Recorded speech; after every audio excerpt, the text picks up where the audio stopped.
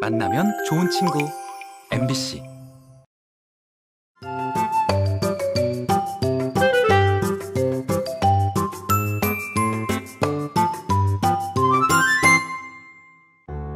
은은한 색감의 자연을 담고 문화를 담고 우리의 소망을 담은 그림, 민화인데요. 요즘에요, 민화 그리는 게 그렇게 유행이래요. 제가 또 유행에, 트렌드에 민감한 여자잖아요. 곧 유행 제가 뒤처지지 않고 따라가 봐야죠. 민화 뭐 보니까 쉬워 보이던데 저도 한번 그려볼까요? 도전! 밑그림을 따라 그리기 때문에 누구나 할 수 있을 거라고 생각한 민화. 그런데 삐뚤빼뚤. 에헤이, 동양의 피카소 낫네. 피카소요? 역시 선생님 볼 줄 아시네요. 제가 좀 이렇게 좀 소질이 있죠? 아니, 기본이 안 돼 있어. 기본이 안 됐다고요? 그럼. 한 겹 한 겹 색을 입히면서 화사한 빛을 내고 아름다운 그림 속에 소망을 담아서 생명을 불어넣는 시간. 민화를 그리며 시작된 한 작가의 제2의 인생의 시간을 만나봅니다. 원주 시내의 한 건물 앞이 작은 화단으로 꾸며져 있습니다. 항아리 속에서 피어난 꽃, 마치 자연을 담은 그림, 민화 같지 않나요? 이 화단의 주인은 민화를 그리는 이춘길 화백입니다. 그런데 이 화백의 민화는 우리가 흔히 알던 민화와는 좀 달라 보이는데요. 그만의 소재와 컨셉이 담긴 창작 민화입니다. 모란 소재를 많이 써요. 모란이 갖고 있는 뜻이 그 부귀 영화를 뜻해요. 거기에 내가 좀 더 그거를 좀 극대화시킬 수 있는 아주 쉽게 누가 봐도 저건 무슨 뜻인지를 알 수 있게끔 할 수 있는 방법을 이제 찾았었죠. 그러다가 생각한 게 복이라는 개념을 이제 컨셉을 잡은 거예요. 복에 대한 그래픽적인 요소를 그 모란에다 실은 거죠. 삶에서 누리는 큰 행운과 행복을 뜻하는 복. 복은 누구나 좋아하잖아요. 그래서 복을 불러오는 소재를 고민했다는데 복항아리, 복주머니, 그리고 복돼지도 빼놓을 수 없겠죠. 이런 생각들이 그만의 복 그림을 탄생시켰습니다. 그동안 이곳에서 스케치와 채색 작업을 해왔을 텐데 그런데 사실 이곳은 광고회사의 사무실입니다.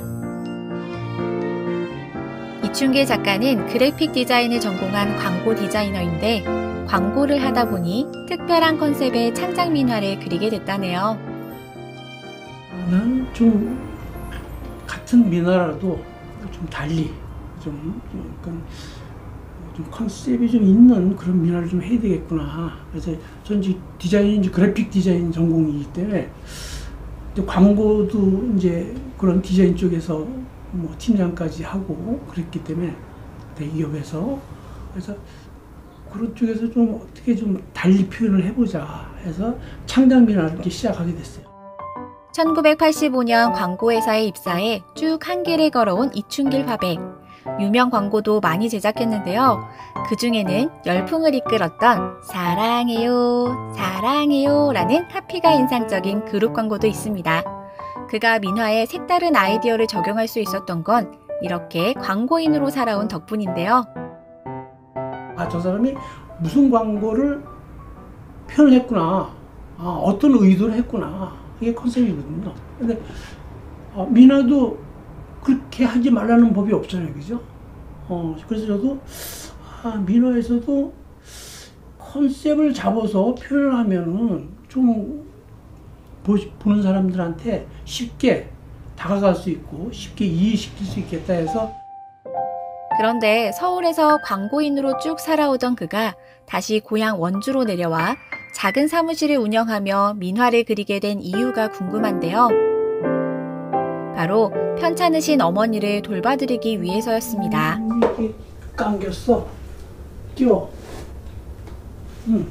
끼워봐.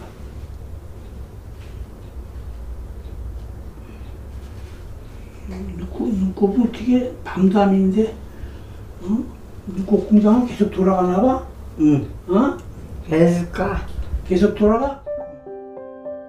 혼자서도 씩씩하게 생활하시던 어머니는 어느샌가 왜소한 한 노인이 돼 계셨는데요. 어르신들은 옆에 가족이 붙어서 24시간 이렇게 케어를 하면은 오히려 호전되는 경우가 많다 그러더라고요. 또 주변에서. 그래서 본연 이게 또 뭐 효자는 효자 노릇을 하는 거죠. 잘 안 듣던데 새벽에 왔다 갔다 하고 잠 안 자고 해방인다면 잠이 안 온다고. 그래서 새벽에 자야 돼 밤에는. 고향에 어머니를 두고 서울에서 일해왔던 40년. 치열하고 바쁘게 살다 보니 어머니의 몸이 이렇게 작아진 줄 미처 몰랐습니다.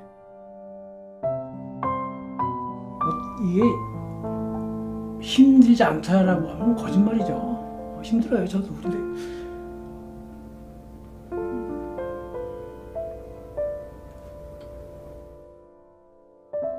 누구보다 강했던 어머니. 건강하시던 모습 그대로 기다려주실 거라 생각했던 아들. 건강하시던 분이 갑자기 이제 운신을 못 하시니까 이렇게 속상하죠. 안 그랬어. 거동이 힘든 어머니를 돌봐드리며 그린 민화는 현실 속의 복잡한 생각을 차분히 정리하게 해주었고, 그렇게 그림은 전과는 다른 제2의 인생을 만들어줬습니다.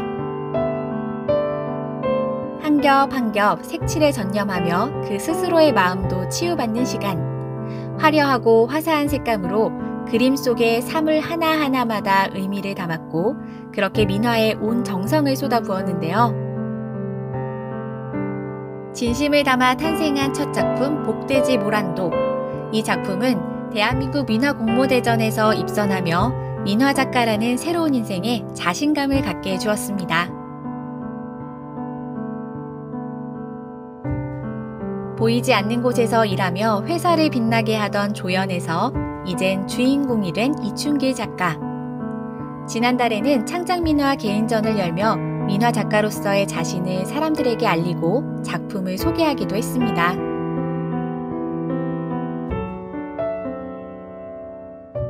전시하면서도 제가 그 카테고리를 거기에 보면 이제 내 인생의 이마 이렇게 구성을 해서 그게 이제 민화를 하면서 좀 많이 바뀐 것 같아요. 좀 삶도 그렇고 나를 몰랐던 사람들이 나를 저 친구가 광고만 했던 사람인데 야 민화를 낸다고 그렇게 또 나를 다른 또 시각으로 또 우리 봐주고 그래서 그런 거 보면 좀 뿌듯해요. 수많은 아이디어로 콘티를 짜며 광고회사를 다녔던 때와 같이 생활 속에서 아이디어와 상상을 더해가며 다양한 것들을 민화에 시도하고 있는데요. 사랑해요 사랑해요 민화. 이곳은 이춘길 작가의 스승인 송기성 화백의 작업실입니다. 민화 불모지였던 원주에서 적극적으로 작품 활동과 교육 활동을 하고 계시는데요. 이춘길 작가를 민화의 길로 들어서게 해준 분이죠. 여기에다가 화병을 하나 해서 꽃을 올릴까? 어때요? 복잡해지네요. 여기까지만 올라야 될 것 같아요. 여기까지. 거기도요? 네. 저 꽁을 살리기 위해서. 4년의 시간을 함께하며 스승과 제자를 넘어 민화를 사랑하는 동료로 발전한 두 사람. 사실은 어머니가 그렇게 불편하신 줄을 몰랐어요. 그냥 혼자 어머님 모시고 있구나. 그냥 그렇게만 생각을 했지. 그런 가운데 이거 한다는 건 힘들어. 여자고 남자고 다 힘들어요. 그런데 그걸 보고서는 내가 마음이 달라지는 거야. 그러다 보니까 좀 달리 보여. 사실 그게 더 가까웠어요, 저는. 네. 두 화백의 열정은 전통과 창작을 넘나드는 새로운 민화 작품을 기대하게 하는데요. 저도 두 분을 만난 김에 민화를 배워봤습니다. 처음엔 원화를 따라 그리면서 입문을 하기 때문에 누구나 취미로 삼을 수 있겠더라고요. 소망을 담아 그림을 그리고 작품은 다시 사람들에게 희망이라는 메시지를 안겨주는 이춘길 화백의 민화. 화백의 마음을 담은 그림이 오늘도 환히 세상을 밝혀줍니다.